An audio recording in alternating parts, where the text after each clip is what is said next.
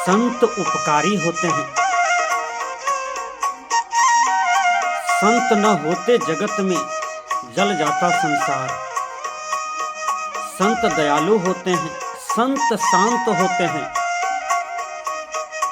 संत हितोपदेश करते हैं। संत की रहनी सर्वोपरि है। संत का व्यवहार में रसगुल्ला का रस छिपा हुआ है। संत भगवान स्वरूप होते हैं। संत तो देव के स्वरूप होते हैं। संत ही जग के रक्षक हैं। विचार करें संत कौन? जो कभी दुखी नहीं होता वह संत है। जो शांति को प्राप्त कर लिया हो वह संत है। जो साधना में मस्त रहता हो, बिल्कुल आत्मा में संतुष्ट रहता हो, आत्मा में स्थिर रहता हो, वह संत है। एक बिच्छू पानी में डूब रहा है। बिच्छू चिल्ला रहे हैं, मुझे बचाओ मैं डूब रहा हूं, मुझे बचाओ मैं डूब रहा हूं। किसी ने उस पर ध्यान नहीं दिया, किसी ने उसकी रक्षा नहीं किया। कहा तुच्छ जैसे प्राणी को कौन बचावे। प्राण तो सबका एक समान है, जीवन तो सबका एक समान है। चाहे वो चींटी का जीवन रहे, चाहे वो हाथी का जीवन रहे, चाहे वो मानव का जीवन रहे, दर्द सबका एक समान है, क्योंकि सब में आत्मा का निवास है। कोई आत्मा कष्ट नहीं चाहता है, कोई आत्मा दुख नहीं चाहता है। वो बिच्छू चिल्ला रहे थे, संत का नजर पड़ गया। संत झोला रखते हैं, बैग रखे और दौड़ करके हेलते हेलते गए। बिच्छू को एक हाथ में लिया और एक हाथ से तैरते हुए आ रहे थे। जब तक मैं तैर करके किनारे लगता तब तक में बिच्छू 100 डंक मार दिया उसको हाथ में। हाथ फूल गया। एक आदमी ने कहा आपका हाथ फूल गया, ये कैसे हो गया? कहा इस बिच्छू का प्राण हम बचाए। ये बिच्छू चिल्ला रहा था मुझे बचाओ मुझे बचाओ, और इसी को हाथ पर लेकर के आए हैं। इन्होंने डंक मारा है। कहा आप छोड़ देते मरने के लिए? कहा नहीं नहीं, बिच्छू का स्वभाव था डंक मारना, और मैं संत हूं, मेरा स्वभाव है प्राणी की रक्षा करना, जीवन का रक्षा करना, जीव का रक्षा करना, डूबते हुए जीव को बचाना, भव चक्र में दुख में फंसे हुए जीव को निकालना, ये संत का पहचान है। इसलिए तो मैं संत बना हूं, इसलिए तो मैं संत हुआ हूं। जो अच्छे संत होते हैं, सच्चे संत होते हैं, उसका त्याग वैराग में निखार होता है। उनका त्याग वैराग तपस्या चमकता है, छटकता है। भगवान बुद्ध का त्याग वैराग में निखार था। इसलिए इतने बड़े हत्यारा जो सैकड़ों हजारों का वध कर देते थे, अंगुलीमाल, वो बुद्ध का त्याग तपस्या, वो बुद्ध का त्याग तपस्या का प्रभाव से सुधर गया। तो संत का सबसे बड़ा औजार है, हथियार है त्याग तपस्या। उसी का असर दुनिया पर पड़ता है, उसी का प्रभाव दुनिया पर पड़ता है। इसलिए संत उपकारी होते हैं। कैसा उपकारी होते हैं? आप सूरज को देखिए, सूरज रोशनी देते हैं, कोई एक जगह नहीं देते हैं, सब जगह देते हैं, और किसी के साथ कटौती नहीं करते हैं। चाहे वो गड़बड़ करने वाले हो कि अच्छा करने वाले हो, सूरज सबको रोशनी देते हैं। उसी प्रकार संत का व्यवहार होता है, संत का विचार होता है। ये धरती को देखिए, धरती पर आप बिष्टा फेंकिए, कोई भी गंदगी फेंकिए या कुदाल से काटिए, लेकिन धरती सब कुछ सहन कर जाता है। उसी प्रकार संत का स्वभाव होता है, वो सब कुछ सहन कर जाते हैं। सहनशीलता में बहुत आगे संत होते हैं।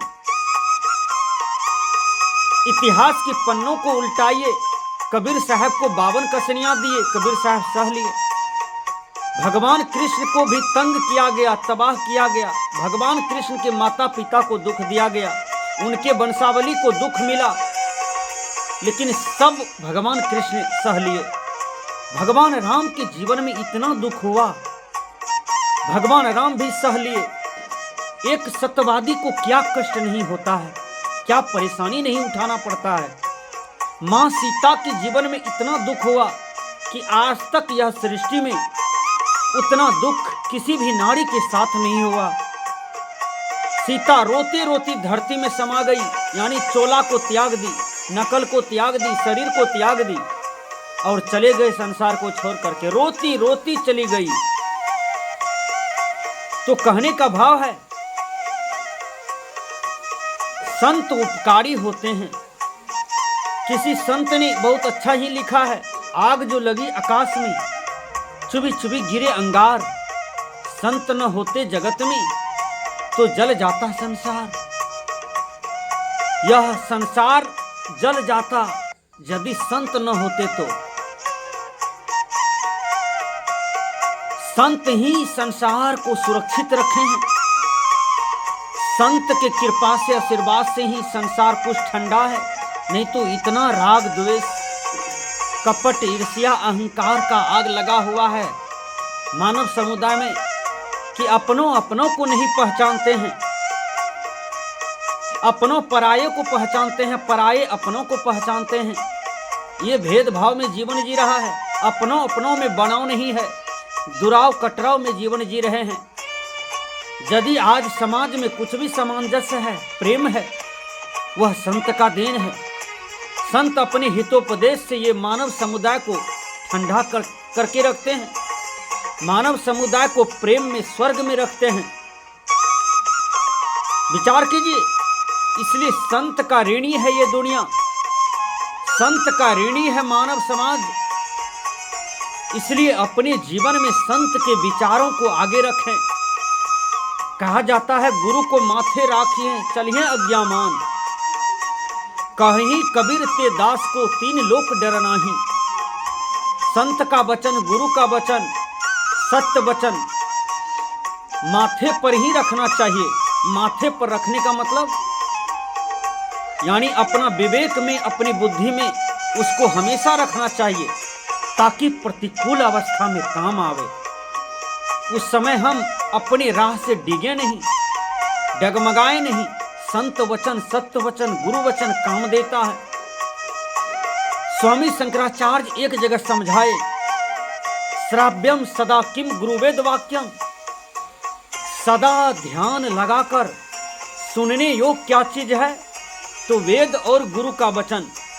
कहीं सत्य वचन का उपदेश हो रहा है तो उसको ध्यान से सुनना चाहिए और अपने आचरण में रूपांतरित करना चाहिए, अपने आचरण में भजाना चाहिए, व्यवहार में सजाना चाहिए वह सत्य वचन को, ताकि आप भी ऊपर उठें, आप भी संसार में मान सम्मान पा सकें, आपको भी लोग पूजा कर सके, आपका भी पूजा अर्चना हो। तो ये सदाचरण पर सिद्ध होता है। इसलिए मैंने कहा वेद और गुरु का वचन हमेशा सुनना चाहिए। रामायण की वचन, गीता का वचन, पुराण, कुरान, बाइबिल का वचन, हाँ इसमें जो सार है उसको ग्रहण करना चाहिए, जो असार है उसको त्याग देना चाहिए, जो गलत मालूम पड़े उसको त्याग देना चाहिए, उसको बुरा नहीं कहना चाहिए, कहने का कोई अधिकार नहीं बनता है। आम बिक्री होता है, उसमें छिलका भी रहता है, गुठली भी रहता है, लेकिन हम सबको खरीदते हैं, छिलका गुठली फेंकवाते नहीं हैं आम वाले से, तो आसार को हटा देते हैं और सार को ग्रहण कर लेते हैं आम से, वह गुदा। उसी प्रकार हर ग्रंथ में, हर धर्म शास्त्र में आसार हो सकता है। हर संत की रहनी में, गुरु में, साधु में, महात्मा में, नेता में, आदमी में आसार हो सकता है, लेकिन उनसे हमको सार ही ग्रहण करना है। इसलिए मैंने कहा संत न होते जगत में तो जल जाता संसार। एक बस्ती में आग लग गया और बगल में डीलर का घर था। उस ड्राम में बहुत डीजल रखा हुआ था।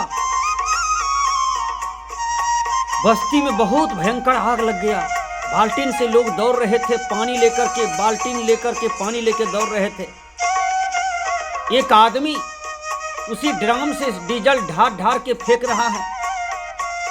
जितना डीजल फेंकते गया उतना आग बढ़ते गया। एक संत की दृष्टि पड़ी। संत ने कहा, अरे सब पानी फेंक रहे हैं सैकड़ों आदमी, फिर भी आग नहीं बुझ रहा है, तुम क्या फेंक रहे हो? कहा, ये डीलर के ड्रम में पानी है उसी को फेंक रहा हूं। कहा, पानी नहीं है वो तो डीजल है। संत ने कहा, ये डीजल है, इसको फेंकोगे तो आग कभी नहीं बुझेगी, तुम पानी फेंको, डीजल को छोड़ो। जब वो आदमी डीजल के बदले पानी फेंकना शुरू किया तो सौ आदमी 100 बाल्टी से पानी फेंका और आग बुझ गया। तो संत यही लखाते हैं, यह जीव से जहां मिस हो रहा है, गलती हो रही है, भूल कर रहे हैं, गलत रास्ते पकड़ लेते हैं, तो संत उसी जीव को हाथ पकड़ करके और अपनी ओर खींचते हैं। बेटा, ये रास्ते से चलो, इस रास्ते में विश्राम है, इस रास्ते में कल्याण है, इस रास्ते में शांति है, इस रास्ते में सच्चा सुख है। तो यह उपकार किसने किया? संत किया। इसलिए मैंने कहा, आग जो लगी आकाश में, चुई चुई गिरे अंगार, संत न होते जगत में तो जल जाता संसार। ये संसार को जलने से बचाते हैं संत। संसार में हर प्रकार के विकार का आग लगा हुआ है, घर में, परिवार में, समाज में। एक राष्ट्र को दूसरे राष्ट्र से, एक संप्रदाय वाले को दूसरे संप्रदाय वाले से, एक पंथ वाले को दूसरे पंथ वाले से। ये मजहब की आग, कई प्रकार की आग हैं जो समाज संसार में लगा हुआ है। यदि इसको कोई ठंडा कर रहे हैं, वो है संत का वचन, वो है गुरु का वचन। संत वचन, गुरु वचन से ही समाज में शांति, राष्ट्र में शांति, विश्व में शांति आ सकती है। इसलिए संत को उपकारी मानते हुए संत को पूजा करें, गुरु की पूजा करें। इसी में आपके जीवन का कल्याण है, इसी में संसार का कल्याण है।